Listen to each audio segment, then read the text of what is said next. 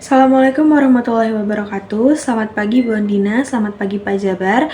Perkenalkan, saya Kisha Gadiza dengan NIM Mahir 082 yang hari ini akan mempresentasikan tentang keselamatan dan kesehatan kerja di laboratorium. Baik, jika kita mendengar istilah K3, mungkin yang sering kali terbayang itu adalah helm proyek ataupun sepatu safety. Padahal K3 itu jauh lebih luas daripada itu. Keselamatan dan kesehatan kerja adalah sistem perlindungan yang bertujuan untuk mencegah kecelakaan dan penyakit akibat kerja. Jadi, bukan cuma soal memakai alat pelindung, tapi juga bagaimana kita mengidentifikasi bahaya, menilai resikonya, lalu mengendalikan resiko tersebut.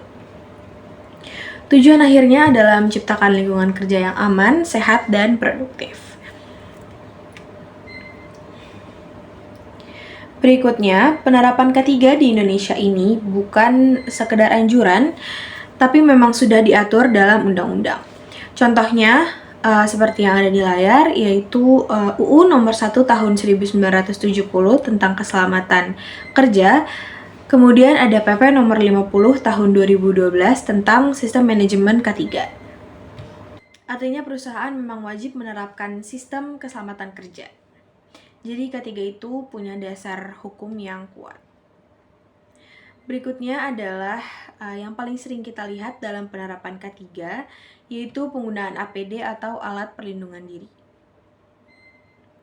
Berikut yang dapat kita lihat di layar seperti ada helm keselamatan, kacamata, sarung tangan, sepatu safety, dan lain-lain. APD sendiri berfungsi sebagai perlindungan terakhir ketika resiko tidak bisa dihilangkan sepenuhnya.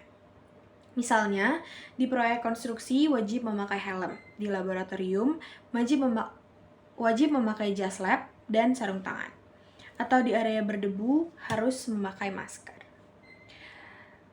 Lalu perlu diingat, APD itu bukan pengganti prosedur aman, APD hanya mengurangi dampak dan bukan menghilangkan bahaya tersebut.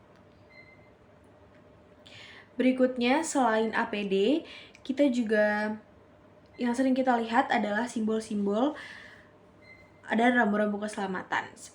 Seperti contoh yang saya masukkan ke dalam PPT adalah simbol-simbol kimia yang setiap simbolnya memiliki arti tertentu. Seperti misalnya simbol api untuk bahan yang mudah terbakar, kemudian tengkorak untuk bahan beracun atau rambu-rambu lainnya yang memiliki arti tersendiri. Tentunya jika kita paham arti simbol tersebut, kita bisa lebih cepat mengenali bahaya dan bertindak dengan benar. Berikutnya adalah penyebab dan pencegahan kecelakaan. Mana maksudnya adalah jika kita mengidentifikasi bahaya terlebih dahulu, pasti tindakan tidak aman minim akan terjadi. Sama halnya seperti penilaian resiko, maka akan lebih minim kondisi yang tidak aman akan terjadi di lapangan. Dan juga pencegahan berikutnya adalah pelatihan rutin agar individu-individu yang terlibat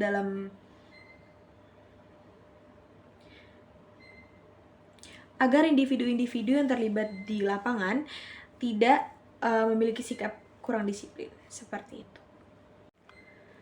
Baik, yang terakhir mungkin kesimpulan dari PPT yang baru saja saya paparkan, yaitu bahwa K3 bukan hanya aturan formal di tempat kerja, namun merupakan bentuk perlindungan bagi kita semua. Dengan menerapkan K3 secara konsisten, kita bisa mengurangi resiko kecelakaan dan menciptakan lingkungan kerja yang lebih aman dan produktif. Mungkin cukup sekian presentasi yang dapat saya sampaikan.